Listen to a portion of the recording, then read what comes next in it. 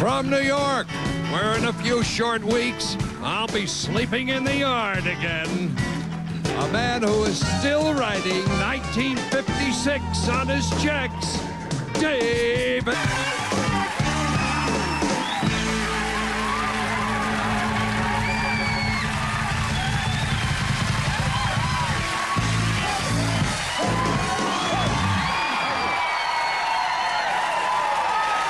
Thank you.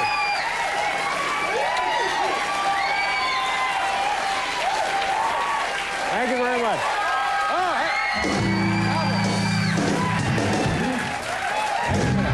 Please, ladies and gentlemen, hold it. Wait a minute.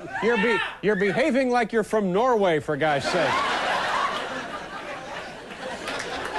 We have a lovely guest all the way from Norway, yes, in the town of Volda.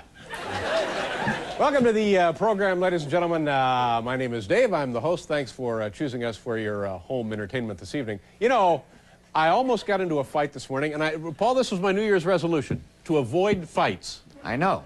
Almost happened again this morning. My heating repairman comes. Now, he's supposed to be downstairs repairing the furnace. So about 8:45, I catch him upstairs in the powder room stealing soap balls. What?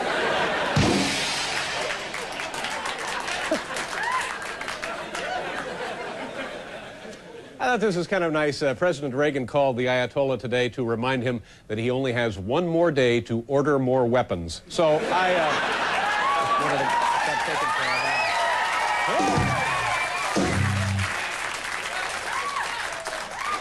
You know, I'm very excited because in addition to having a lovely lineup of guests on the program tonight, oh, how do you do, ma'am? Nice to see you. Yeah. Woo. I've said it before, I'll say it again. If you can, get your own talk show. Because at the beginning, if you do this, if you come out and say hello to the folks, sometimes the view is mesmerizing. How do you do? All right, that's enough. Anyway, in addition to having wonderful guests on the program tonight, we're going to explore the exciting world of weather.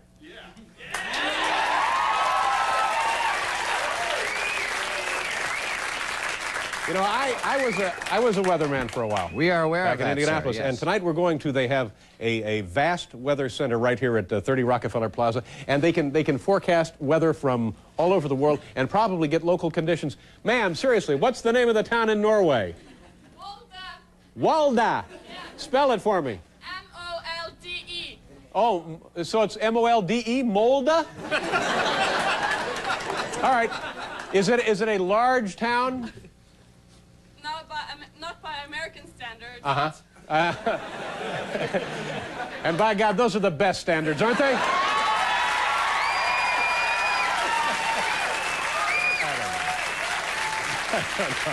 I don't know. The hell was that? All right, I tell you what we're going to do. What is your name, ma'am? Downhill. Okay, Debbie. Now listen.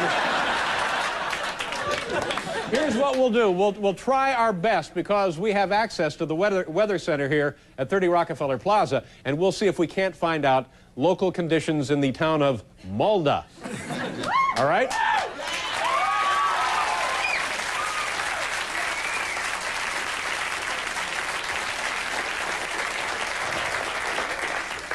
I don't know what anything means anymore. Some sad news from the world of show business today. Apparently, this could be the end of the Dancing Raisins. Yep. Apparently, one of them is dating Yoko Ono. So we don't know. Kind of thing that could.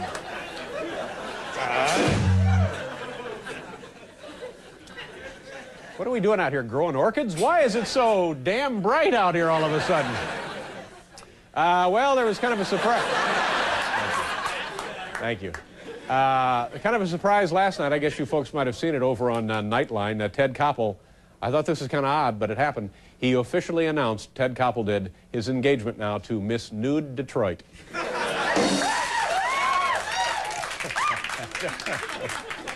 I don't know. This is a pretty good Thank you all so very, very, very much. How did it go last night? It was, as the poet said, a swinging affair. It really was. You and the boys, for the last 4 years... We have been the house band. Since the inception of the Rock and Roll Hall of Fame festivities. Sir. We have been the house band. And you guys perform for many of the great and legendary artists in rock and roll music. Yeah, we play the show as an award. Yeah. Yes, we perform, yes, and for. And then we sort of do a big jam at the end with 1 million celebrities on stage. I heard you were terrific. Did you have a lot of fun? We had a gas, actually. Yeah, I don't know. I mean, yeah, it was great. Yeah. It was a fabulous event, and I want to say how honored I was to be inducted. I wasn't really inducted. But, now, is there a chance you'll ever be inducted because of your help with the... I think when I'm 80 years old, they might let me in there. Let me announce here, is this too early to mention our anniversary program, do you think, Paul? Yes. Okay. It's a little early. No. When is it? When it's is it? February 2nd, unless I've been going to the wrong meetings. Is it the 2nd? Thursday the 2nd, 9:30 p.m. Prime time. Prime time special. That's right, one of our rare excursions into prime time television. So you know it's going to be good. Stop it.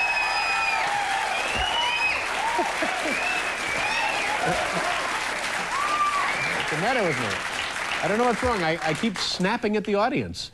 Anyway, it'll be Thursday at 9:30 p.m., February 2nd. It's our 12th anniversary. We've been on the air 12...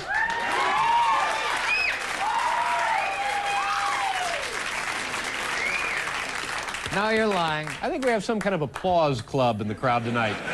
They just get together and for no reason they applaud.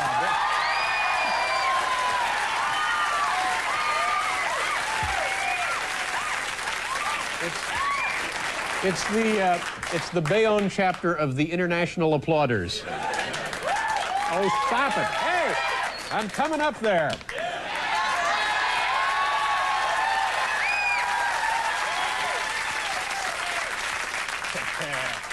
Since you're in a really good mood, let's go to the Weather Center, huh? The Weather Center is located somewhere. Where is it located? Right here in this building. The official title is the New York City Forecast Center. Are we there yet? Of the U.S. Weather Service. Oh, here it is. It's located on the mezzanine of 30 Rockefeller Plaza. Are we there yet? There we are. There we are right there. Hello, Dave. This gentleman is Joe Guarino. Guarino. Garwino. Guarino. Is that anywhere near Malta in Norway? It's a bit south. Joe, how are you tonight? I'm pretty good, Dave. How are you? And are you a meteorologist, Joe? Yes, I am. And you predict and observe and forecast weather for the entire East Coast and, if you needed to, all over the world, right? Well, in this office, we just do for northern New Jersey, New York City, Long Island, and southeastern New York. But favors for friends, too, I would guess, huh? Yeah, we could do favors. You know, Joe, I used to do a little bit of television weather, and I knew nothing about it, and I always had one question. What exactly is an occluded front? An occluded front is when a warm front catches up to and passes... is when a warm front catches up and passes a cold front. And is that different from a stationary front? They're very similar. The weather associated with each one is pretty similar. Okay. They're different, though. Do you enjoy your work?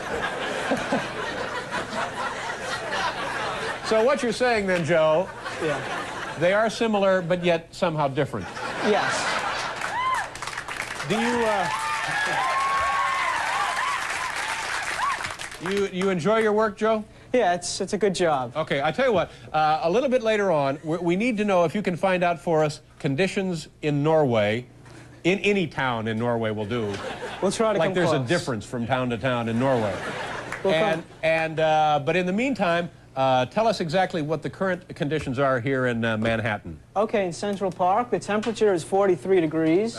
Dew point 23 degrees. All right, what is the dew point? What does that mean? The dew point is the temperature at which the air would be saturated, meaning 100% humidity. And we're not close to that at all, are we? No, not we're 43. Okay. When you reach your dew point, that's at the time when, for example, in the morning when you see dew on your car, that means the surface of your car reached the dew point and the water condenses on it. And that's where that meter is connected to somebody's car somewhere?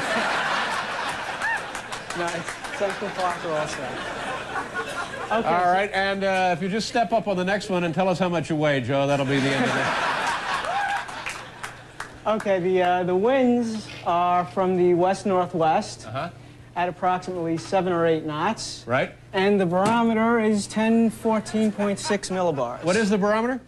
1014.6 millibars. Now, is that going up or going down, or can you tell us from that? Currently, it's going up. Going up, so that means we have fair weather ahead. Tonight should be all right. Tomorrow we have a chance of some showers or snow showers or flurries. Oh, okay, like I said, we had some snow showers. Boy, oh boy, oh boy. All right, Sorry. Joe, you stand by, and you're going to keep us company here for a while, and if we have any weather questions, we'll forward them to you. And later, I want to know about the wind chill factor, okay? Okay, Dave. Okay, we'll be back with you, Joe. See, Paul, weather's fun. Let's see here. We have do we have time for Al Marr's Box of Thrills? Do you have one tonight, Al? We got one tonight, Dave. All right, Al's been doing this for a couple of weeks. He loads up this coffin-like container above me, and each night it's a surprise, and it's usually fun, right, Al? It's fun for us. I don't know for you. Okay. Any words of warning before you trip it? Yeah, tonight I think you better have a little protection. A little protection? Very little, minuscule, but you'll need some.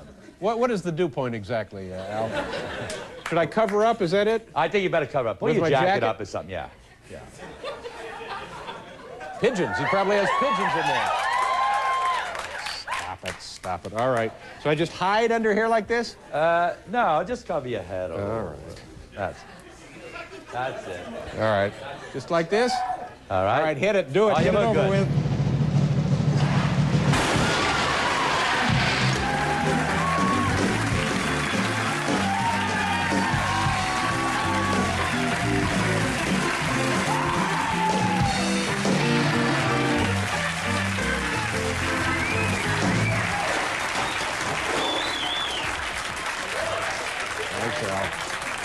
Thanks, Al.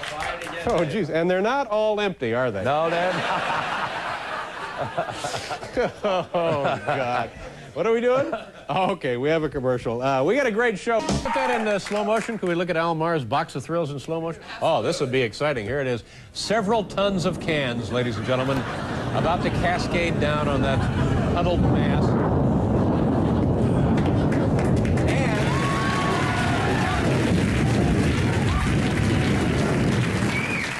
If that isn't enough to keep you glued to your seat, in a few moments, we're going to find out the weather conditions in Norway. Now, let's, before we bring up Mr. Short, let's do our top 10 list. Tonight's category, top 10 things overheard at the Rock and Roll Hall of Fame induction ceremony last night. Paul was there. He was the band with the boys. Top 10 things overheard at that function last night. At the Waldorf. Yes, not at the actual Hall of Fame itself, because it doesn't exist yet. At the ceremony last night. At the ceremony last evening. Number 10. Pleased to meet you, Bo. Is this Mrs. Diddley? Number 9. How was the food at the Betty Ford Center? Number 8. How come nobody's sitting with Albert Goldman? Number 7. The Archies haven't been the same since Jughead died. Number 6. David Crosby wants to know if you're going to finish your dessert. Number 5. I'm sorry, Mr. Yastrzemski, but you're at the wrong banquet. Oh, that's too bad. Number 4, Keith is such a healthy, pale blue color. Number 3, sure, the pay is good, but working with Letterman every night really sucks. Number 2, could you please lift your head out of my salad? And number 1, may I see some ID, Mr. Presley? Here we go. What did you say? It's nice to be home. It is nice to be home. Happy New Year. You make me feel brand new. I didn't know which line I was going to. Happy New Year to you. You look better than you've ever looked in your life. Oh, no, you're just making that up, aren't you? No, I am. I know you are. Yeah. Now, I mentioned this before, and I'll just say it again. I think that this little kiddie show you got on Saturday morning is very, very funny. Very entertaining. Well, thank you. Yeah, That's kind of exciting to do, I must say. It's great to do a show that no one bothers you. Because it's just Saturday morning. We have that unusual cast. Jonathan Winters and Joe Flaherty, Andrea and Catherine, and Dave, and Chris Guest did a show. And then Ed is different in this show. You know, I mean, he does different things. He sings occasionally in this show, like Bobby Short. Yeah. You know. Don't know why. for no reason. Do you, and if this is a sensitive area, forgive me, but do you get the feeling maybe Ed is better as an animated little fellow? I mean, it seems, you know what, it seems to be a perfect match there. Well, I don't know. What do you think? I mean, you watch the show. I obviously, you're getting up very early. Now, it's on, I think, at 11:30 here. Yeah. Yeah, Do you get up each Saturday and watch it? I'm usually just getting in at 11:30, yeah, so right. I've seen several of them, yeah. Yeah. Do you ever get dressed up as Ed, or is it just... It's like, let's see those teeth. You know I have. Have you ever done Ed? And this is this part of the contest? Yeah. Well, that's what I... See? There is an Ed Grimley look-alike contest. There is an Ed Grimley look-alike contest on February 1st, and the winner gets to have lunch with me. Or my agent Buddy. I'm not sure which. Buddy. But one of us are going to... No, it's going to be me. Buddy. This is a little child. There are two groups, you see. Under 13 and over 13. Right. And what are we looking at there? About 14, 15? 14, 15 years of age. And who's judging these entries? Well, you know, we've got people. This is... I don't have my list on see, me. this is very cute. Yeah. This is Ronald Reagan's... doesn't this kid look like Ronald Reagan a little bit? Check this. It's kind of where Ron's going. And this is also, I guess, sort of cute. Yes, it's definitely... But this next one, oh, no. Well, no, I'll reserve comment. Here we have... Now, this is a woman, isn't it? This is a woman who probably has stayed in a lot of Saturdays in her day. I kid. This is interesting. This is a gun here. I don't quite know. Oh, my God. Ma Grimley. I think I read about this in the Post a couple of weeks ago. Something about a freeway sniping. Now, wow. And finally, here we have, this looks like a relative of mine. There's no age limit, you see. Yeah. And... See, you go closer. Can you see? Yeah, there he's got it right up there, yeah. But see, I think that this accurately demonstrates the appeal of the character to the very young, to the a little older. Well, thank you very much. Yeah. Anyway, I get a kick out of the show, and I hope the contest is a, I don't know, big success. You want it to be a big success? I would like it to be a big success. It's nice that people are liking the show. Where are you from originally? I'm from Hamilton, Ontario, Canada. All right, we'll find out what the weather is right up there. Okay. We'll do that in a minute. Can I predict? Sure. Snow flurries, 38. Snow? Flurries? Yeah. 38. All right, we'll find out about that. Then we'll talk about anything else you want to. We'll do a commercial, and we'll be right back. Go up to the Weather Center for just a second, and we'll see if they have your forecast or the conditions for Norway. Joe, are you there? Yeah, here I am. Have you heard any of this? Yeah, we looked up the call-ups over here. Uh-huh. And we have Oslo, that's close enough. Oslo, Norway. all right. And what is the forecast? At 1 p.m. it was 41 degrees and cloudy. Is that Fahrenheit or Celsius? That's Fahrenheit. We also have Celsius, 5 Celsius. Which do you prefer, Joe? I prefer Fahrenheit, Dave. Yeah, I think I do as well. Okay, and the outlook for Oslo? We don't have that. Okay. How about Hamilton, Ontario? We have that on the other screen over here. All right, let's hear that, Joe. Okay. This is great, isn't it? Yeah. They had to provide some sort of service like this on the television where you could find out what the weather is on a regular basis. Basis would be marvelous. Okay. Like having Sally Kellerman. Hamilton, Ontario, it's partly cloudy. The temperature, that's 1 Celsius, I believe. Yes, and what is 1 Celsius, Phil? That would be 33 degrees Fahrenheit, 33, very close, very close. You said 38. Show me, do me. Yeah, and what about snow flurries? We don't see snow flurries. It's partly cloudy. Well, you know, you could have played along, Joe, to make everybody I'm sorry, happy. Dave. All right, Joe, we'll be back to you. Okay, looking forward to it. Anything exciting coming up there? Coming up here, I'm gonna find out we're gonna have for dinner later. You don't see any Libyan MiGs on the radar, do you? No, not All right, like Joe. that. Thank you very much. We'll talk to you in a minute. Okay. Joe.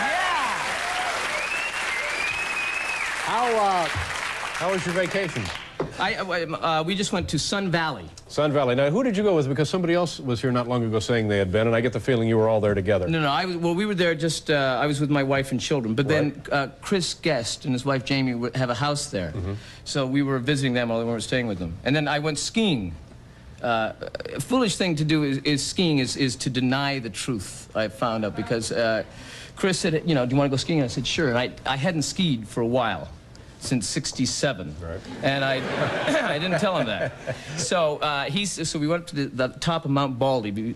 Before I was very kind of nervous, and I saw this mountain, and I said, so I was renting skis, and I said to the guy behind I said, does anyone get hurt? And he said, oh, I've had 2 friends who got super munched just 2 days ago.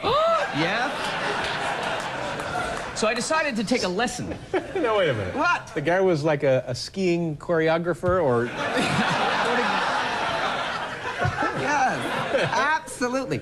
He had a very nice lifestyle up there. Don't knock it, Dave. No, I wouldn't, no. Absolutely. So then... So then I thought, so I took a quick lesson from this kind of Liza Minnelli-like instructor. It's true.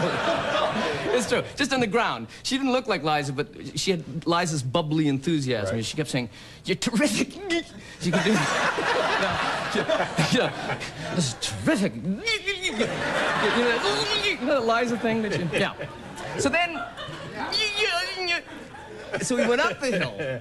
With Chris, and then we got to the top, and then it was just like a bad "Here's Lucy." You know, I mean, right off the ski, it was like, Gary, my skis have crossed now. Hey, and I just kept falling. I could not move 1 inch without falling, and rolling, unbelievably. And then Chris taught me this thing which I didn't know, that you can, just kind of ski to the side, and then you put your leg like that, and you go, why no? And you go like that, and why that? And you keep doing that back and forth. So, normally it would take you 7 minutes to get down the hill. It took me an hour and a half. And finally, the weakest point was the last stretch was right down like that, and Chris said, you were going to kill yourself, so I had to. It was my first time in Sun Valley, get on his back. And he had to ski me down. And then Mariel Hemingway is there, and hi, it's Marty Short, I must say, and I'm wearing a bad kind of woolen. You really can get awfully hurt doing that if you don't know what you're doing. No, it's stupid. Yeah. What was the elevation of Mount Baldy? Was it really Mount Baldy? Yeah. Mount Baldy, I don't know, 6,000 feet. Yeah. So you had no business being up there, really. No, it was a stupid, and I looked bad too. See, that's what bothered me. I was wearing a wool hat that had gotten wet. Yeah.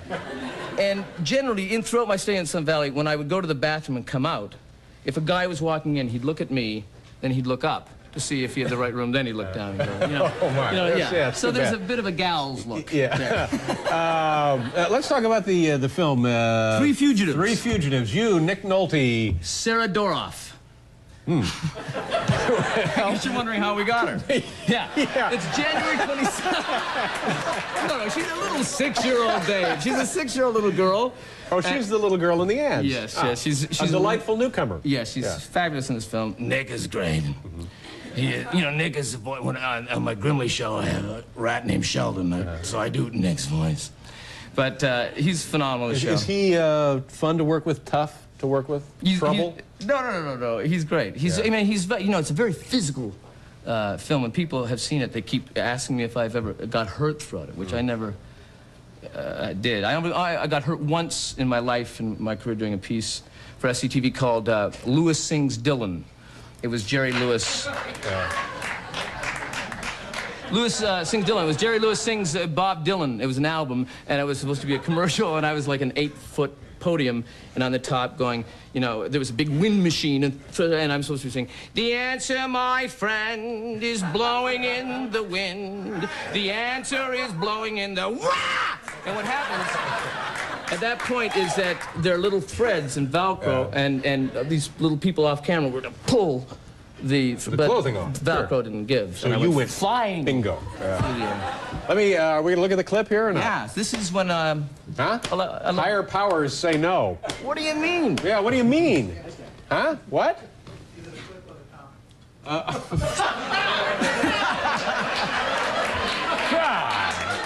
Jeez, I don't believe it. Boy. Anybody here interested in producing? See me after the show. Well, what do? We do a, do a station break. Well, we'll do a station break and figure this out, all right?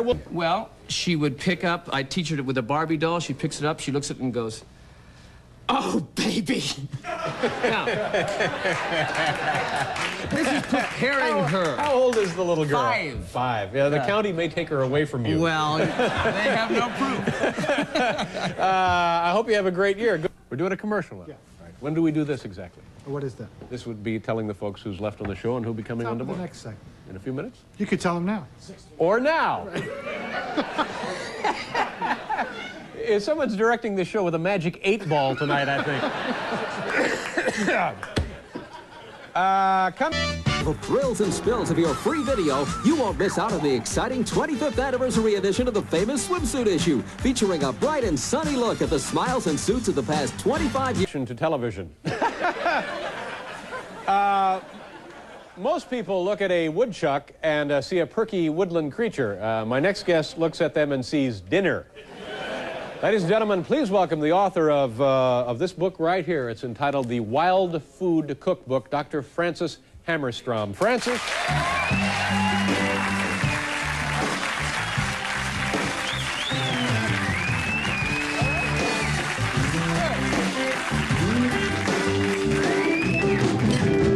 Welcome to the show. It's a pleasure to be here. Pleasure to have you here. Happy New Year. Did you start eating unusual or wild food as a youngster? I sometimes did a little in secret. My parents didn't approve of that sort of thing. Why were you inclined to eat odd things as a kid? Well, it wasn't a perversion or anything like that. It was an interest in the outdoors. And I tried dandelions, cooking in the pot behind the stables. And my family didn't catch me at that. Yeah. What would they have done had they caught you cooking dandelions? They would Reform have, school, probably, huh? well, actually, they would have sent me to bed without supper, and I would have been in disgrace for fully a week. Yeah. And I'd have had to have extra lessons in French, German, dancing, lace making, horseback riding, and skiing. So this is a strict, but yes, yet not a deprived childhood. Quite so. Okay. I'm going to turn this over to you, Francis, and you do whatever you want to do, and I'll just stand here and do what a talk show host is supposed to do. Although tonight I don't really know what that means. Well, the first thing I would like to do is to have you taste my mushroom pie. All right. Now, let me just tell you something about mushrooms.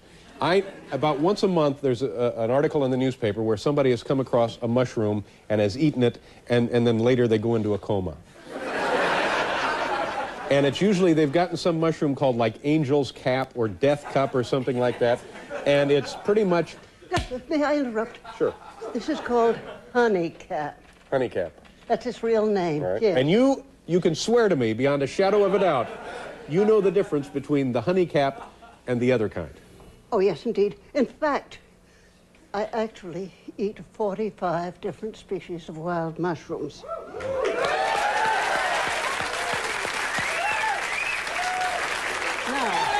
All right, I'll try a little of it then. This is finger food.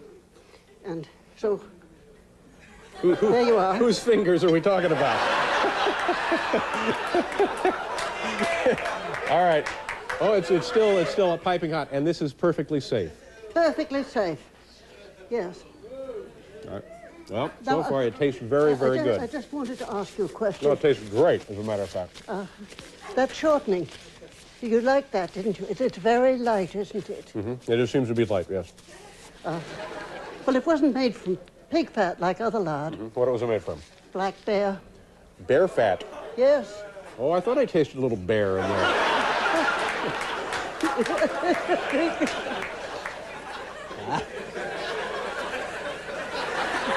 Are you all right? Ooh, so, now I got a mouthful of bear fat and possibly a deadly mushroom. What is it? Francis, we only have a minute. Unless you have a clip, then we'll bring you around the next segment. I would like to mention my book. That was delicious, by the way, but I'm not crazy about the idea of bear fat. Well, it's too late. You've eaten it. Yeah, I guess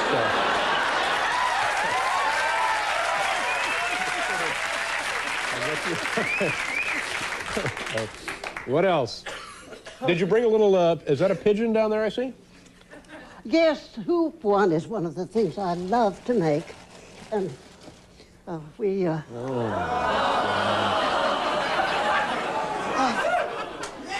I should have kept my big mouth shut. We could have had some of this over here. Maybe. I have to take feathers. I don't think so. I don't know.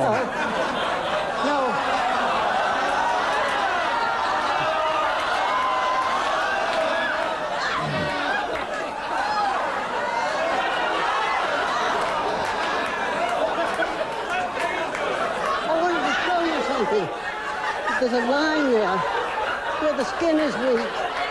And see, I pluck it so carefully. I tell you what, this is, geez, I'd love to go on doing this all night, but I think we have to break away now. We have to do a commercial, and then, that's good. Put that back. But normally that cooks up to a lovely... Let me show you. Oh, God.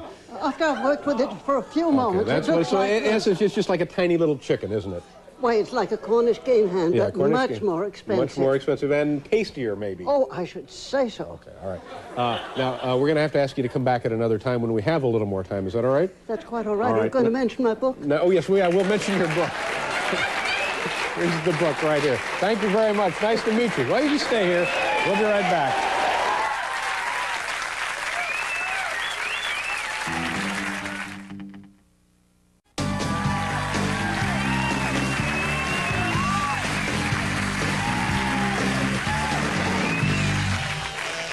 What a night, what a night, gosh almighty, what a night. Our next guest is a talented comedian who has existed solely in the last several years on nothing but a diet of yard mice. He will be performing this weekend with K.T. Oslin at Harrah's in Lake Tahoe. Ladies and gentlemen, please welcome back Rich Scheidner.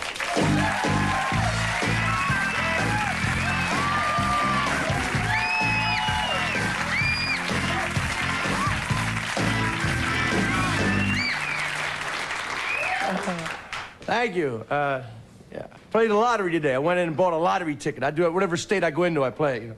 So I asked the clerk how much the lottery pool. She's about like $8 million. It's amazing that when the pool gets up to like $40, $50 million, people are jammed in there fighting to buy those last tickets, elbowing each other, can't buy a ticket. And where are these people the rest of the time? They go up to the clerk, what's the lottery pool? $8 million? Nah, that's not worth a buck.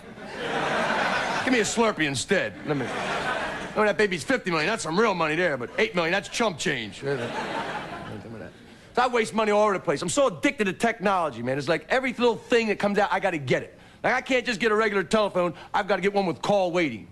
So what happens with call waiting? I'm talking on the phone to somebody, I hear beep. I'll put the one person on hold, tell the other person I can't talk to them anymore. I pay $8 a month for this. I used to have a busy signal and did the job for free. Money, just money right out the door, that money. Everything I have like a phone machine. You know, everybody I know has a telephone machine. Sometimes I don't want to, talk to them. I just want to leave a message on the machine. If they pick up the phone, I hang up. Damn. I didn't have time to commit to a real conversation. I just want them to owe me a phone call, that's all. It's like, I'm surprised I haven't been suckered into buying that clap-on, clap-off thing. This poor man's remote control. Now, you know this piece of junk's only gonna work 1 or 2 times, tops. After that, the woman's going, come on! The TV's getting louder and louder. Come on! Garage doors banging up and down. House lights blinking on and off. Look like poltergeist attacked the place. Come on! It's shopping. I don't know any shop. I went shopping right after Christmas, that bargain hunting thing. I went with my girlfriend, her mother, and her wife. Or whatever. I don't know, whatever said there. Girlfriend, mother, wife. There were 3 women and me. That's all I know. Trust me on that one. But it's amazing because they shopped all day long. They didn't buy a thing. Didn't buy a thing. I was like, why didn't you get anything? They're like, there were no bargains. This is so alien the way a guy shops. Here's how a guy shops. He's standing outside, goes, I'm cold. Walks in the store, buys a coat, walks out, I'm not cold anymore. The shopping day is over,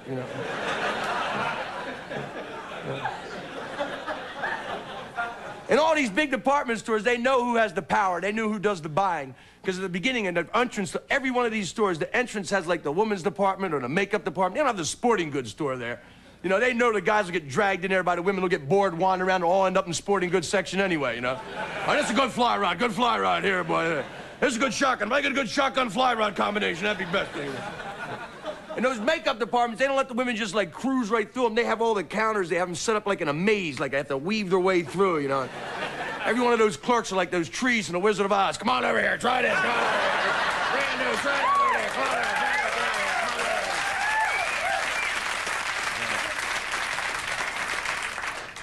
on over here. I was listening to this makeup clerk selling my girlfriend makeup, and then she brought this new mascara on. I had no idea that this stuff was so technical, so scientific. She's laying out a rap. I couldn't believe it. She goes, this new mascara wand, it has crystals in the wand. The crystals act to trap the moisture in your eyelash. It traps it. It's like a conditioner. It makes your eyelash more manageable. It's like a hair conditioner, for your eyelash. You know, my girlfriend used it, and she swears she can see better.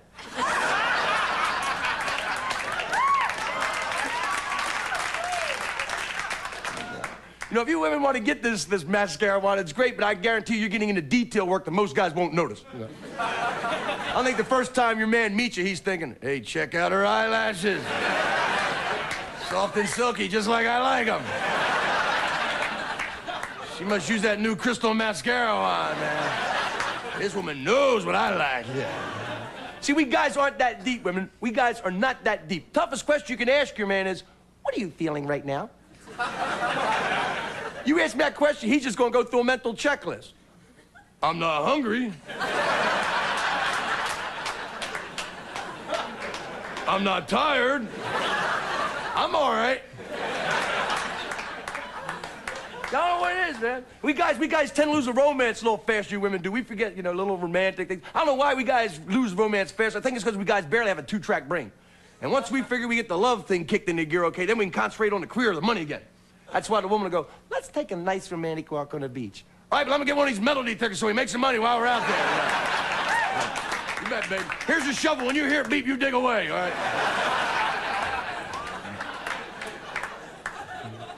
But you guys know you do things for her to show her you cherish her, that you care for her. Sometimes you don't even understand the value of it other than the fact that she really likes it. Like giving flowers. We guys don't understand that, you know. But it's a biological fact.